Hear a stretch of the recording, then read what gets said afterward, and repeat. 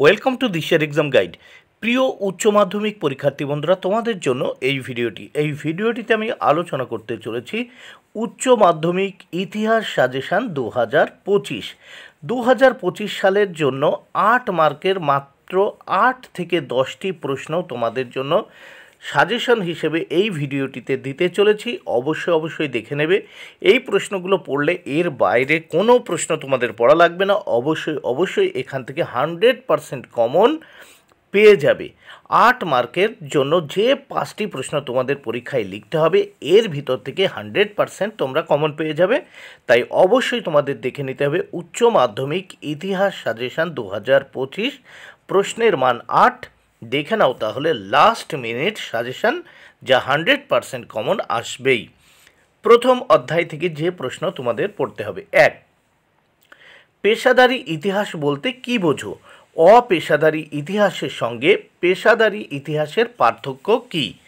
2 নম্বর প্রশ্ন, আধুনিক ইতিহাসের লিখন পদ্ধতি সম্পর্কে সংক্ষেপে আলোচনা করো। এই দুটি প্রশ্ন তোমাদের অবশ্যই পড়তেই হবে। এখান থেকে 100% একটা কমন পাবে এই প্রথম অধ্যায় থেকে, এই দুটো প্রশ্নের ভিতর একটা। দ্বিতীয় অধ্যায় থেকে যে প্রশ্ন পড়তে হবে। 1, উপনিবেশবাদ ও সাম্রাজ্যবাদ সম্পর্কে হবসন লেনিন তত্ত্ব আলোচনা করো।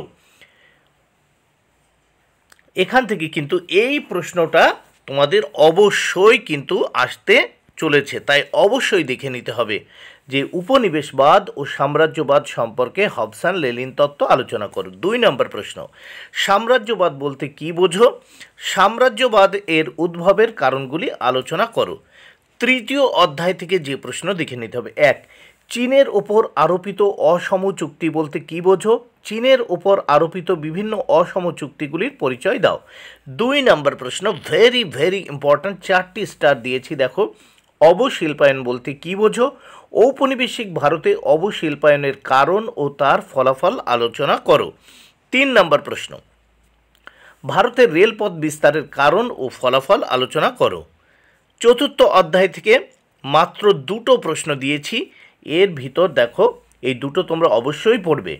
তবে 2 নাম্বার যে প্রশ্নটি রয়েছে 100% কমন আসার জন্য প্রস্তুত থাকো তোমরা।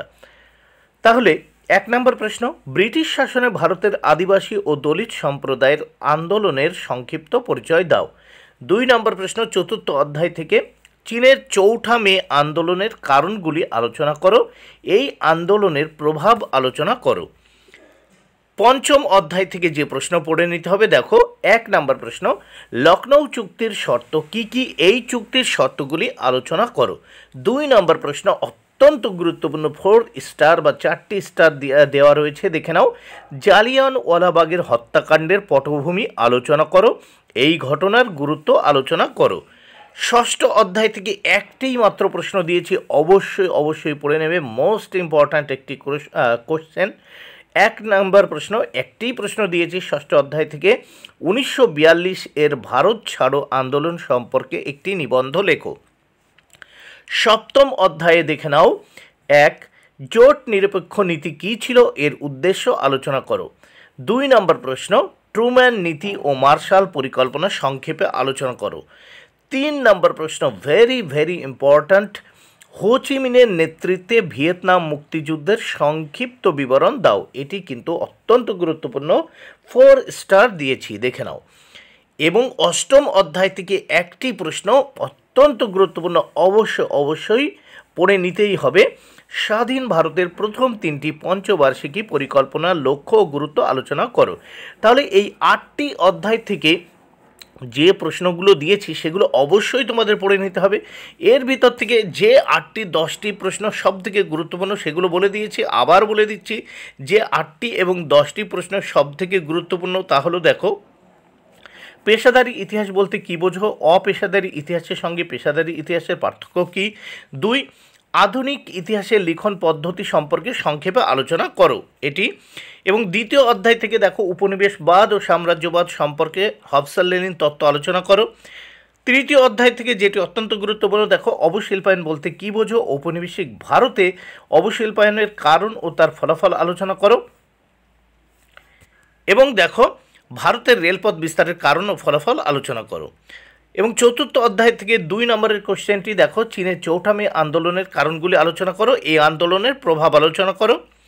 পঞ্চম অধ্যায় থেকে জালিয়ানওয়ালাবাগের হত্যাকাণ্ডের পটভূমি আলোচনা করো, এই ঘটনার গুরুত্ব আলোচনা করো। এবং ষষ্ঠ অধ্যায়তে 1942-এর ভারত ছাড়ো আন্দোলন সম্পর্কে একটি নিবন্ধ লেখো। সপ্তম অধ্যায়ে দেখো, হো চি মিনের নেতৃত্বে ভিয়েতনাম মুক্তিযুদ্ধের সংক্ষিপ্ত বিবরণ দাও। এবং অষ্টম অধ্যায়ে একটি কোশ্চেন, স্বাধীন ভারতের প্রথম 3টি পঞ্চবার্ষিকী পরিকল্পনার লক্ষ্য ও গুরুত্ব আলোচনা করো। এই 8 থেকে 10টি প্রশ্ন পড়ে নিলেও তোমরা 5টি প্রশ্ন কমন পেয়ে যাবে। বন্ধুরা, ভিডিওটি ভালো লাগলে অবশ্যই লাইক, কমেন্ট ও শেয়ার করো। Thank you very much. Keep watching my channel and my video.